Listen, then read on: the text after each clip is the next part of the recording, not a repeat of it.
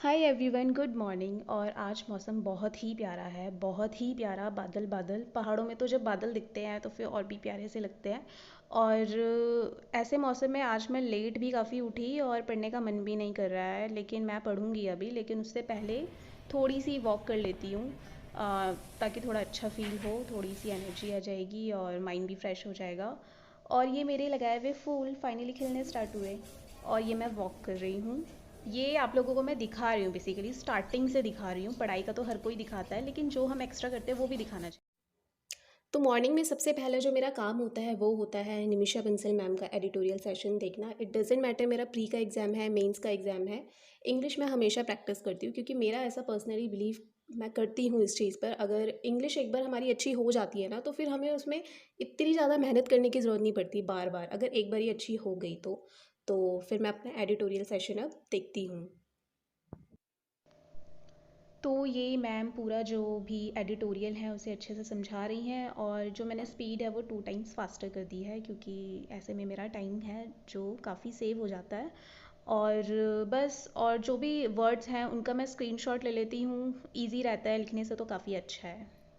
तो मैंने अपना एडिटोरियल सेशन कंप्लीट कर लिया है। तो एडिटोरियल के तुरंत बाद ही फिर मैं अन अकेडमी पे निमिषा बंसल मैम की डेली जो परफेक्शन क्लास होती है वो वॉच करती हूँ, और मैं कर ही रही थी। एंड इस क्लास को देखने के बाद काफ़ी इम्प्रूवमेंट हुआ है। आई मीन अगर मैं वोकेबलरी पर्पज़ से बोलूँ और कॉम्प्रहेंशन के पर्पज़ से बोलूँ तो काफ़ी इम्प्रूवमेंट मुझे दिखा है। और अगर किसी पे सब्सक्रिप्शन है तो वो लोग डेली देखा करें, और अगर किसी पे सब्सक्रिप्शन नहीं है तो फ्री सेशन होते हैं मैम के, आप उन्हें देखा करें। यूट्यूब पर भी काफ़ी क्लासेस होती है जो वो फ्री रखती हैं मोस्टली स्टूडेंट्स के लिए, तो आप लोग वहाँ से देखें। और मेरा ये मानना है, अगर कोई चीज़ फ्री में मिल रही है और किसी अच्छे टीचर से मिल रही है तो हम लोगों को उस चीज़ को देखना चाहिए। एंड डेफिनेटली इम्प्रूवमेंट तो होगा ही। और अपनी दोनों क्लासेस कंप्लीट करने के बाद फिर मैंने 2 घंटे का ब्रेक लिया, और इस बीच ब्रेकफास्ट किया और जो भी थोड़ा बहुत काम था घर का वो किया। और ये मैंने सेक्शन मॉक दे दिया है। ये मैंने आज दिया था क्वांट का सेक्शन मॉक और रीजनिंग का सेक्शन मॉक, मेंस के ही, ठीक है। क्योंकि फुल मॉक देने का भी टाइम नहीं है, तो मैं सेक्शन वाले ही मेंस के दे रही हूँ, क्योंकि प्रैक्टिस तो मुझे अपनी रखनी ही है पहले से ही। और जो मैं मॉक दे दिए थे तो फिर अब मैं उनका एनालिसिस कर रही हूँ। और यहाँ पर मेरी एक पज़ल रॉन्ग हुई है, तो फिर मैं वही देख रही हूँ कि कितने केसेस में मैंने कहाँ पर गड़बड़ किया। क्योंकि मैंने 3 केसेस लिए और वो बनी नहीं, तो फिर मैं वही देख रही हूँ। और जो सॉल्यूशन का जो तरीका है सॉल्व करने का, तो मैं उसको भी देख रही हूँ। और तो जनरली क्या होता है, एनालिसिस करने में किसी को कम टाइम लगता है और किसी को ज़्यादा टाइम लगता है। तो मैं अपनी बात करूँ तो ये जो मॉक था ये 40 मिनट्स का था, मेंस का था, तो फिर 1.5 घंटा डिवोट तो मतलब इस चीज़ में हो ही जाता है मेरा एनालिसिस में, अगर मेंस का है तो। और वो भी सेक्शन वाला। और कभी कभी ये लेवल ऑफ मॉक पे भी डिपेंड करता है कितना लेंदी है और कितने टफ क्वेश्चंस हमसे पूछे गए हैं उस हिसाब से। और एक ये सर्कमफेरेंस वाली पज़ल थी, तो ये वाली पज़ल मैंने फ़र्स्ट टाइम देखी तो फिर मुझे काफ़ी अच्छी लगी। मतलब लगा कि मतलब दिमाग खुलेगा इसको करके, तो फिर मैं वही वाली पज़ल अब सॉल्व कर रही हूँ। और तो अभी इवनिंग हो चुका है और इवनिंग में मैं दे रही हूँ आरआरबी पीओ प्री का मॉक। और सबसे पहले मैं कर रही हूँ सिलॉगिज़म। और मुझसे ना कमेंट सेक्शन में काफ़ी स्टूडेंट्स ने पूछा कि पहले मिसलिनियस करे या फिर पज़ल पहले करे, क्या अप्रोच है, नंबर ऑफ़ अटैम्प्ट किससे ज़्यादा होते हैं। तो ये मैं कहूँगी कि आप मेरी अप्रोच एकदम ब्लाइंडली होकर मतलब मत फॉलो करना। पहले आप खुद देखो।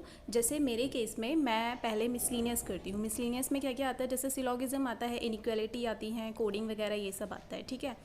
और जो पजल्स होती है वो मैं सबसे लास्ट में सॉल्व करती हूँ। लेकिन आप क्या करो, अगर आपको समझ नहीं आ रहा है, आपको क्या करना है, एक दिन आप मॉक दो, उसमें पहले ये सब करो, सिलॉगिज्म, इनइक्वालिटी, ये सारी मिसलिनियस पहले करो और पज़ल बाद में सॉल्व करो, ठीक है। फिर देखो आपके नंबर ऑफ़ अटैम्प्ट कितने हैं और आपकी एक्यूरेसी कितनी है। फिर नेक्स्ट डे आप क्या करो, पहले पज़ल करो और मिसलिनियस वाला पोर्शन लास्ट में सॉल्व करो, उसमें देखो आपके नंबर ऑफ़ अटैम्प्ट कितने हैं और एक्यूरेसी कितनी है। इस बीच क्या होगा, आप डिफ्रेंशिएट कर पाओगे कि कौन से मेथड में आप ज़्यादा सूटेबल हो, मतलब किस तरीक़ों को आपको फॉलो करना है। और एक बार अगर आपको समझ आ गया कि इस तरीके से आपके नंबर ऑफ़ अटैम्प्ट ज़्यादा फॉलो हो रहे हैं, तो आपको वही चीज़ करनी है, ठीक है। और हाँ, अब क्वांट सेक्शन की बात करते हैं। क्वांट सेक्शन में भी simplification, approx, missing number series, quadratic, ये मैं पहले करती हूँ, उसके बाद डीआई करती हूँ और उसके बाद अरिथमेटिक करती हूँ। और अगर आपको क्वांट में भी अपने अटेम्प्ट इंक्रीज़ करने हैं तो सबसे पहले आप स्पीड मैथ सीखो, ठीक है। क्योंकि स्पीड मैथ सीखना इन एग्ज़ाम के लिए, जैसे जो ये प्री होते हैं, इनमें अप्रॉक्स आता है, कैलकुलेशन आता है, क्वाड्रेटिक आती है, तो इनमें बहुत इस चीज़ की ज़रूरत होती है। बिना इसके आपकी एक्यूरेसी तो होगी, भले ही होगी, आप किसी भी कन्वेंशन मेथड से कर रहे हो, किससे भी कर रहे हो, उसमें होगी आपकी एक्यूरेसी, लेकिन हमें वहाँ पर अपना टाइम सेव करना है ताकि जो टाइम है हम दूसरे क्वेश्चन में यूटिलाइज़ कर पाएँ।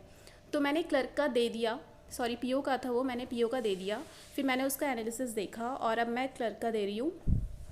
तो 2022 के मैंने लगभग 13 मॉक दे दिए हैं और अभी जो प्रैक्टिस मॉक ने रिलीज़ नहीं किए हुए बाकी के, तो मैं 2021 के दे रही हूँ और 2021 के भी सेम ही उनका पैटर्न है जैसा कि 2022 का है और इसका भी सेम ही रहता है मेरा, जैसे पीओ में अप्रोच है वैसे ही क्लर्क में भी है। और हाँ, एग्ज़ाम मेरा कोई भी क्यों ना हो, एसबीआई क्लर्क का हो, आईबीपीएस क्लर्क का हो, रीजनिंग और क्वांट को मतलब सॉल्व करने की जो मेरी अप्रोच रहती है वो सेम ही रहती है हर उसमें।